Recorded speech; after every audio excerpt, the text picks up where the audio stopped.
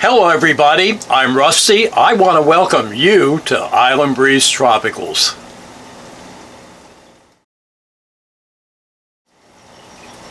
So today we're going to have another installment of the Bromeliad Family Tree, and let's take a look at the genus Cryptanthus. So you know what, the sun is shining, the island breeze is blowing, it's time that you and I got growing. Come on, let's have some fun and let's look at the genus Cryptanthus. Before we get going, if this is your first time to the channel, welcome. If you like what you see, do me a favor, hit that like button down there. And why don't you become a member of our Bromeliad family and subscribe? We'd love to have you come back. Okay, let's get to today's video. So today we're going to be taking a look at a really interesting genus of Bromeliad. And you know, if you're used to the tank type Bromeliads, these might surprise you. So we're going to be taking a look at the genus Cryptanthus. Now, Cryptanthus are sometimes called earth stars. Now, if you know me, you know I don't like these common names, but that is what you're going to find it online listed under. And that's because you can see that they have, I guess they kind of have a star-like growth pattern, so we'll let that go. So, Cryptanthus is a really interesting genus, and the reason is because their size makes them so amenable to growing almost anywhere. And for those of you who don't live in a frost-free zone, you can have these outside in the proper light, going to go into that in a minute, and then you can take them inside during the winter. They don't take up a whole lot of space, and take a look at that color. You can get them with all sorts of different patterns and colors. Now, the genus Cryptanthus has, I think, around 41 species. That doesn't sound like a whole lot. But when it comes to cultivars and hybrids, oh my goodness, it's over 1,000. They have been hybridized a lot. Again, because their size makes them so amenable that anybody can grow them anywhere. You can probably see it in there. Let me lean over to the camera, and you can see that it doesn't have much of a central tank. And so Cryptanthus are mainly a terrestrial grower. So as such, you're going to want a potting mix that's going to retain just a little bit more moisture. But that being said, I have grown these in just the B-flat mix that I use for everything, and I'll check them to make sure that their moisture levels are adequate. Now, just like all Bromeliads, you don't want them soaking, sopping wet. So you've heard me say this how many times? You have to play with it. But as soon as you get that dialed in, your Cryptanthus is going to be really, really happy. So Cryptanthus in the wild generally grow on the forest floor, so they are getting bright indirect light or filtered light through the trees, and that's how you really want to grow them. That's how they'll grow their best, and give them bright indirect or filtered light. Now, I got to tell you, I've seen some testing where Cryptanthus can actually handle unfiltered sunlight. Now, not for an awfully long time, and they're never going to look their best if it is. But you can air with these guys and it won't hurt them a whole lot. But again, bright indirect or filtered light.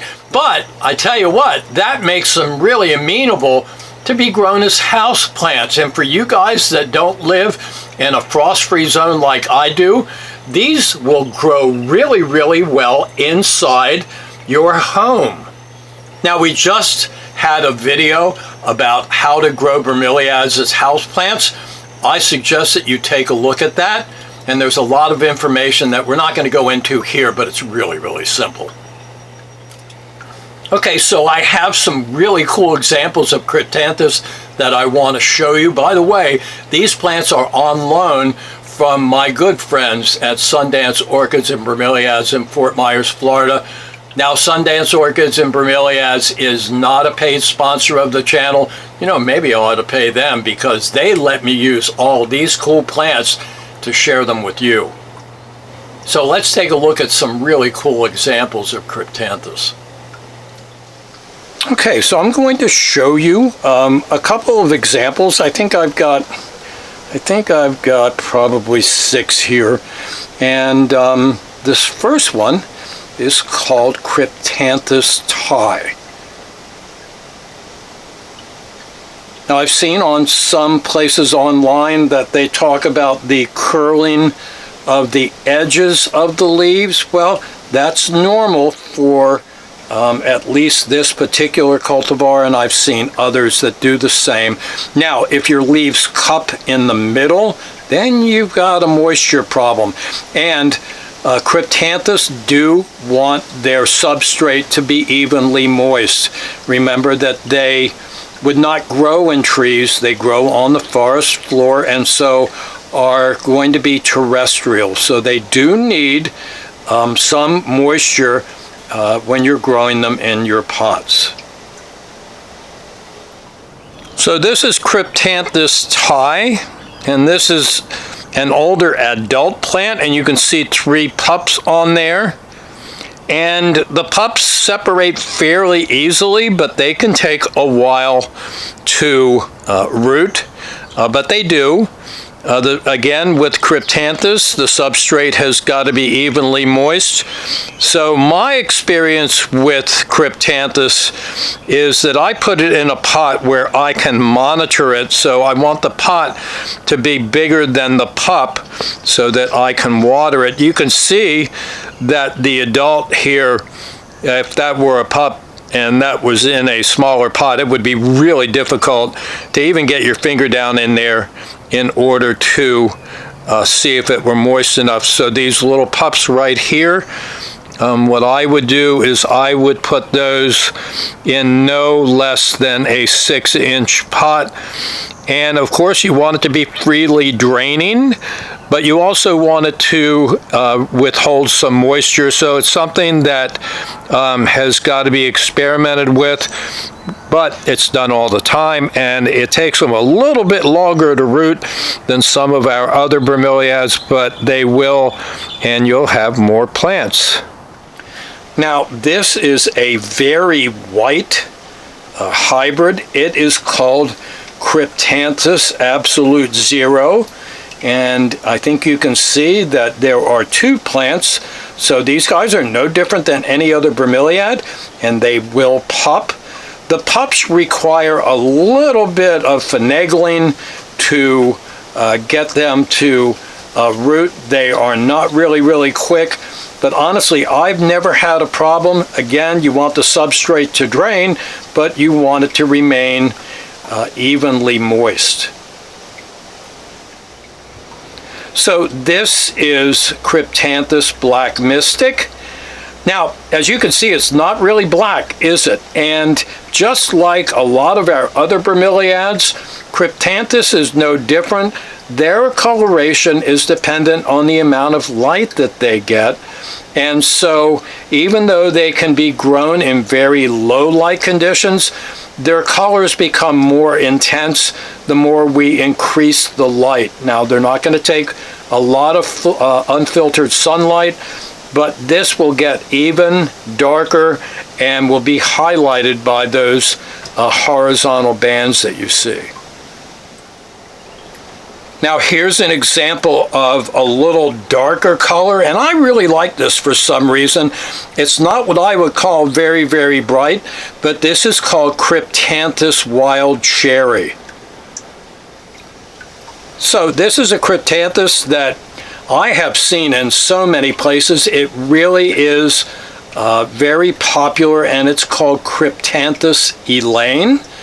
And ELAINE is sold in so many different places, and you can see why. Take a look at the really bright color that you have and that horizontal banding that goes out the leaf. But guys, this has got to be my favorite Cryptanthus of all time. Now, if you watched the channel before, you know that I love stoloniferous bromeliads, and this Cryptanthus, unlike the others that I showed you, sends the pups out on stolons. And even though it's a very dark bromeliad, and it doesn't have any bright color, this is what I want this plant for. And I've seen this grown actually in a hanging basket. Now, again, it has to be in a pot where you're going to be able to give it adequate moisture, but it will start draping stolons down from the hanging basket. And it's not the quickest grower in the world, but after a period of time, you will have a really cool plant. Now this, I think, is a very interesting Cryptanthus, and it's called Betty Ann Cravat. And this gives you a really good idea as to the lack of a tank, or at least a big tank on Cryptanthus, and that's why it is so important to get your watering right, because the plant does benefit from the substrate being at least evenly moist. And this is a Cryptanthus. It's an unnamed hybrid, but look down in the center and you can see that there is an inflorescence that is starting. I'm going to pull on in here, see if there's enough light, and let's take a look. And you can see that it has not opened yet, but that is where the inflorescence happens in the Cryptanthus. And again, this is an unnamed hybrid. Now here is the inflow, same plant, and you can see that this is a bit more along, and you can take a look and you can see where the flower structures have opened out. There's stamens and pistils in there. So yep, they are just like all bromeliads, flowering plants, but remember that some do not rise above the cup, kind of like Neoregelia. Cryptanthus never rises above the central rosette, or at least not a whole lot. But because the central rosette is so flattened out, it makes it very available for pollinators, and that's what those flower structures are there for. So okay guys, that's it. I hope you enjoyed learning about the genus Cryptanthus. There are so many cultivars. I'm sure that you can find at least one or two for your collection. And the great thing about this genus is that they are so small that you probably can find a space anywhere, even including inside.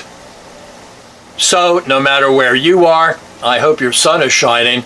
I hope you have an island breeze blowing. I know that you and I need to keep growing and have lots of fun. Thanks for stopping by, and we'll see you next time.